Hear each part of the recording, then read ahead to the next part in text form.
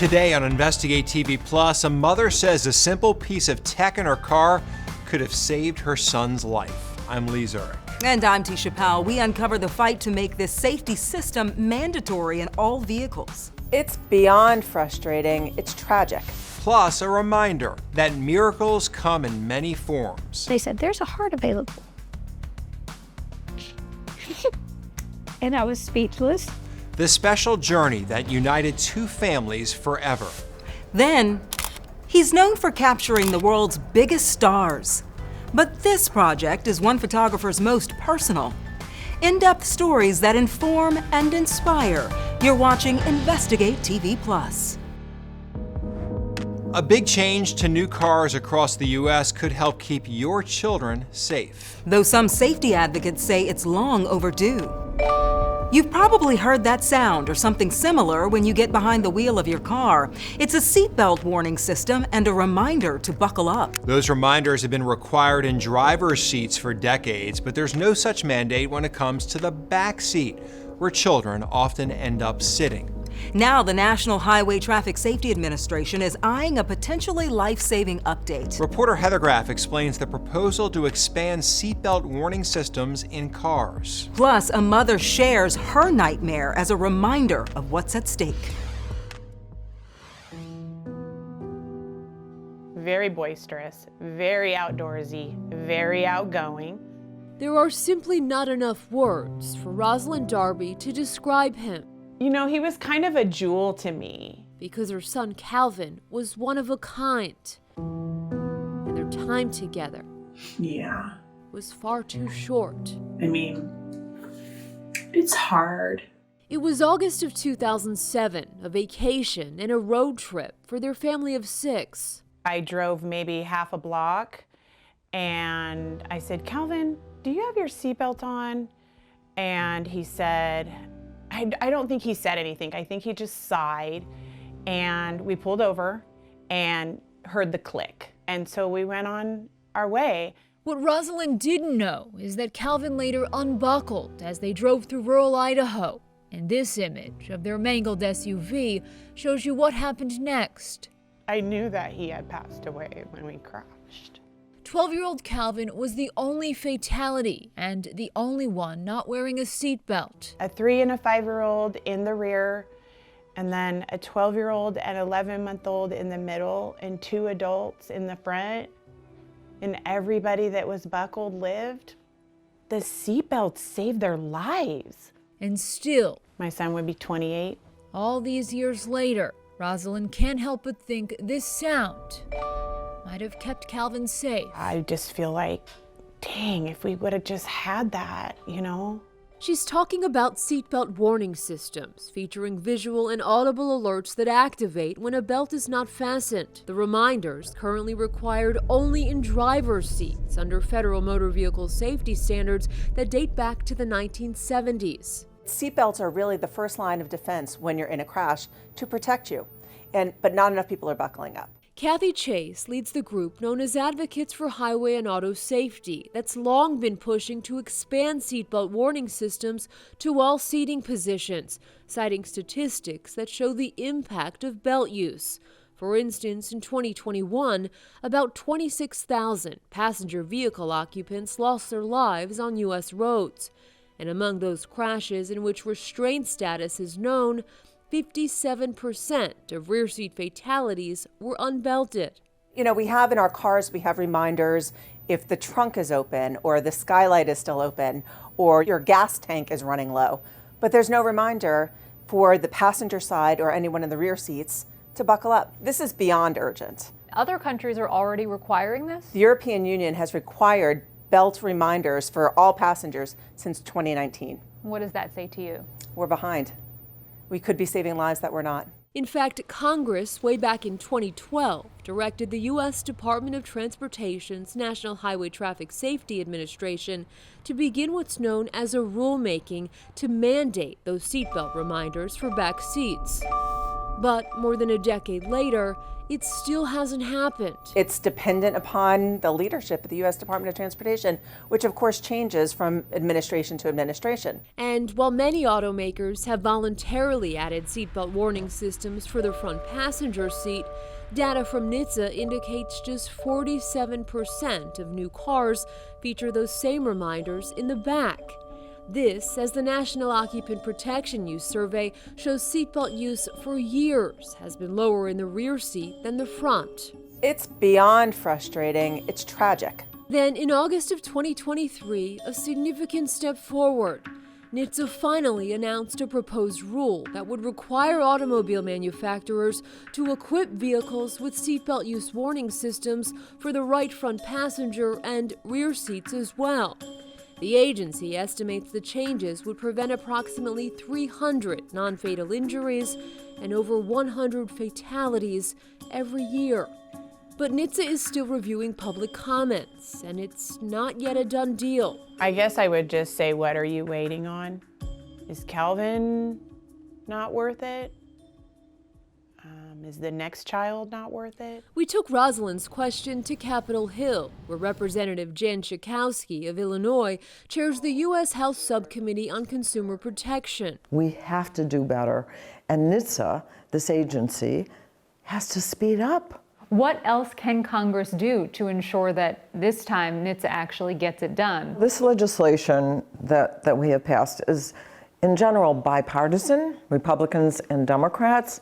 So what we need to do, we set a fire under NHTSA. You've got to get to work and just get it done and get it implemented. NHTSA, meanwhile, declined our request for an interview, and when asked about the timeline for implementation, referred us back to its 232-page proposal that suggests the expanded seatbelt warning requirements be rolled out in stages, with automakers expected to comply about 1 to 2 years after publication of the final rule. Gosh, it could really be easily fixed.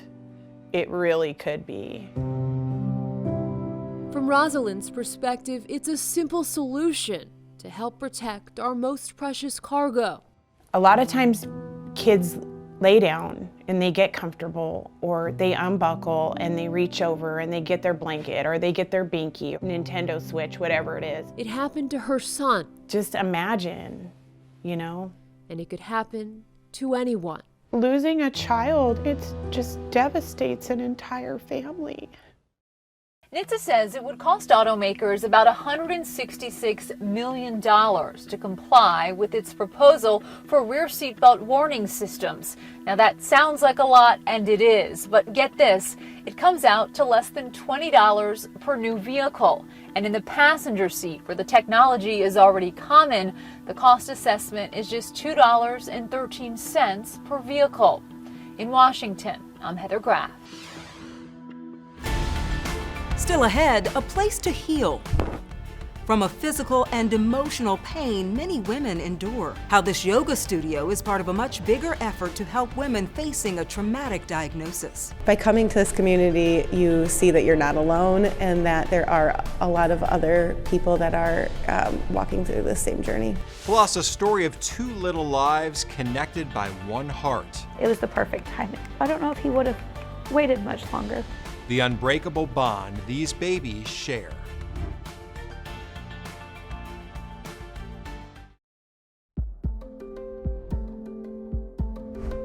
The gift of life through organ donation has changed countless families. In fact, in 2023, organ donors saved more than 46,000 lives, a new milestone in the U.S. Unless you're someone who is living with organ failure, you can't really know what that is like. Including more than 16,000 donors who now live on in others. These are the faces of some of those who became heroes for others. I truly feel that God gave me Sean to raise so somebody else could live. This next story is as much about organ donation as how sometimes the tiniest of lives can have the biggest impact. Reporter Amanda Hara shows us how a young boy is able to live thanks to a little girl's beating heart. Hi, buddy. He came out and he cried, and I was joyful that he made it here. Who's that cute boy? As quickly as a new life begins, He started getting sick. the universe reminds you it can end just as fast. His left side of his heart did not grow properly. The time was ticking. Yeah. Patience Klaus realized time was running out for her son, Mark Jr. He made it to about Christmas, and he started deteriorating. For 9 months, Mark lived in limbo between life and death at Cincinnati Children's Hospital, waiting. Organ donation. They said that was his only chance. Mark needed a new heart. Denise Bargo doesn't just walk with grief. She carries it with her just about everywhere she goes. This is my baby Lena in her little urn. My heart is broken. When did you know that something was wrong with Lena? And Lena started throwing up without a fever, and then she just went limp in my arms. And I gave her CPR. I gave her breath all the way to Corbin Hospital. I never stopped breathing for my baby. A shunt that was supposed to be flushing spinal fluid off of Lena's brain stopped working, and just months before her second birthday, Lena was declared brain dead. I didn't want to let her go. And so she didn't. Instead, they let me lay in the bed with Lena and hold her all the way down. She held on by giving part of Lena to someone else. The surgical team was there to fly Lena's heart. It turns out Mark Jr. was that someone else. When did you get the news? 2 of the transplant team doctors came in. They said, there's a heart available. And I was speechless. It was the perfect timing. I don't know if he would have waited much longer. I'm so excited to see him. The two families haven't met Then the destination is on the right. until now.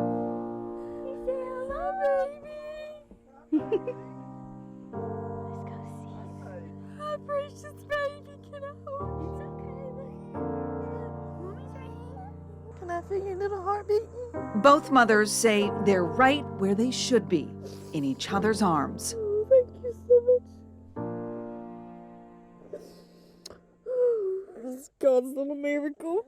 It's just so precious. Lena didn't just save Mark Jr. When Lena was in the hospital and her brain went to sleep, I got to feeling like I was having a heart attack. As Lena was dying, doctors rushed her mother to another floor where blood work found cancer. Doctors say they caught it early. Lena saved your life. Yes, she did. Lena's our little hero. In a way, Mark is a hero too. He's now the keeper of Lena's heart. Mark's alive because of Lena, but Lena's heart is beating because of Mark. It's a precious gift to know that my baby's still alive. We're all family now. We're all tied together. Lena's family wants more awareness about how to care for a child with hydrocephalus and a shunt. 40% of shunts fail in kids within the first 2 years. Cincinnati Children's Hospital says unusual vomiting, sleepiness, and seizures are all warning signs of a shunt malfunction. What a heartwarming, heartbreaking story. So many twists and turns. I mean, she saved 2 lives. Yeah. Her mother's and then that boy. Wow. It's quite a story to Incredible. tell. Wow. All right, still ahead, people with a debilitating disease determined to destigmatize it. And all because you have a memory disorder doesn't mean that you're a vegetable. How a photographer is capturing moments in the hope memories won't be erased. Plus, Blakely's breath of life. A mother keeps her daughter's memory alive by helping women facing a similar loss. It's always been a goal of mine is to, make sure that her name will not be forgotten, and I think we've done a good job of doing that. Our in-depth coverage continues. You can get connected to Investigate TV Plus on all social media platforms.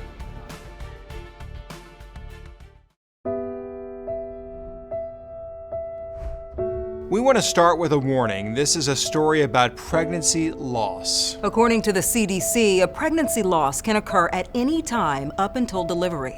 The agency defines a loss before the 20th week of gestation as a miscarriage.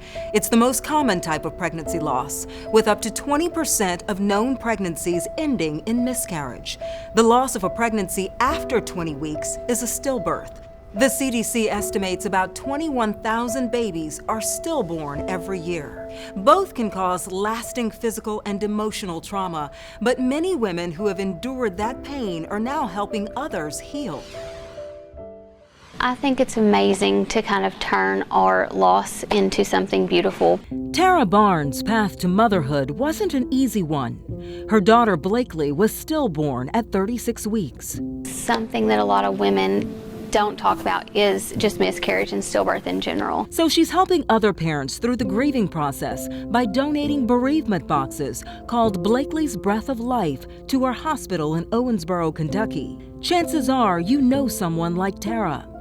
According to the CDC, about 1 in every 175 births are stillborn, a loss Chelsea Levis felt in 2014. So this is my Timothy bear. It's 8 pounds, 11 ounces, and there's very few items you'll pick up that are the exact weight of your baby. She helped start Empty Arms Vermont in 2021. The Weighted Bears, a part of this pregnancy loss care package the group gives out to grieving parents. Often when you go into your provider for early loss, you find out your baby has died. You're just in shock. Everybody will internalize it differently, but often you leave and you just feel like, what now? What do I do? And so the support bags are a way to just extend love to that person. The group's mission is offering support both in person and virtual, where you can share your grief with people who just get it. There has been very little conversation about pregnancy and infant loss. It's kind of a silent grief, which I think is nonsense, and we need to change that. For families at Tri-Health hospitals in Ohio, that journey will start here. The Angel Suite, a private space for families to grieve. For these parents, this is, maybe a few days that they get to spend with their baby. So we want to make sure that they get to make the most of that time. Staff tell us the rooms will be outfitted with items parents can use if they choose, like rocking chairs, a changing table, and a cuddle cot. It just looks like a normal bassinet that you would have, in the hospital. The cuddle cots cool the baby for preservation. But if you put your hands on here, you can feel that it is actually cooling, so this mat cools. Allowing families the gift of time with their angel by their bedside in an area away from the labor and delivery ward. Back in Vermont, Kendra Green's passion for yoga came from the pain of a miscarriage, then a stillbirth. When we do experience something traumatic, our bodies hold a lot of that tension.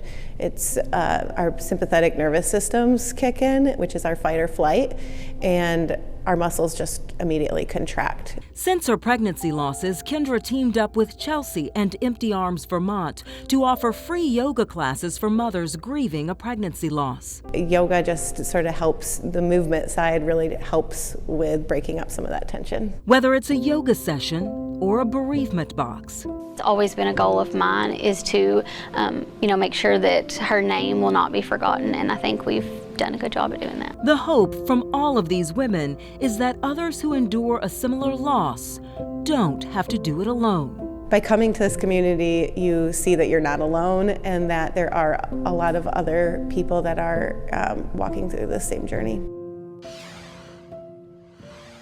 For resources on pregnancy and infant loss, you can head to missfoundation.org. It's an international nonprofit that offers 24/7 moderated support groups. It also offers in-person support groups in certain areas and a network of experts trained in traumatic grief.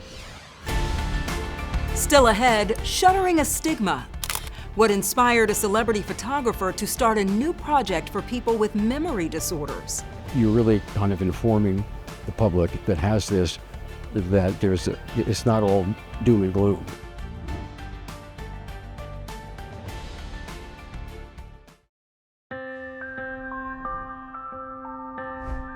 You may not know his name, but there's a good chance you've seen his work. For 3 decades, from the 70s through the 90s, Mark Sennett was a celebrity photographer. He rubbed elbows with Richard Pryor, Mick Jagger, and the royal family, just to name a few. Reporter Joshua Skinner shows us how he's taking on his most personal project yet.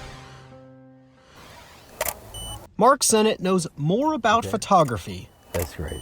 than most of us ever will. My parents didn't want me to do this, but I did it anyway. Proving Mom and Dad don't always know best. Is there a person or an event or something that you photographed as in a 70 that sticks out in your mind more than any of the others? Steven Spielberg. But his subject today is not a director or a rock star or a royal, but Dr. Seth Stern and his wife, part of a project Sennett is working on to photograph celebrities and non-celebrities alike. It's very impressive being photographed by Mr. Sennett. Stern suffers from frontotemporal dementia, a cognitive disease that affects speech, personality, and movement. There is no cure. And all because you have a memory disorder doesn't mean that you're a vegetable.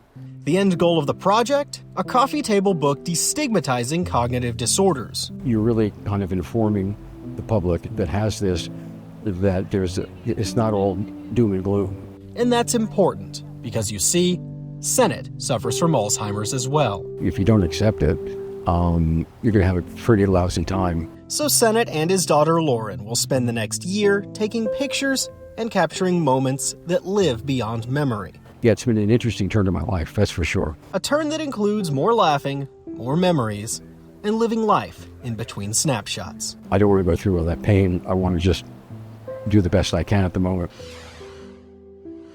And that's it for us on Investigate TV Plus. I'm Tisha Powell. And I'm Lee Zurich. Thanks for watching. On the next Investigate TV Plus, the ashes of the departed lost in the mail and never returned to loved ones.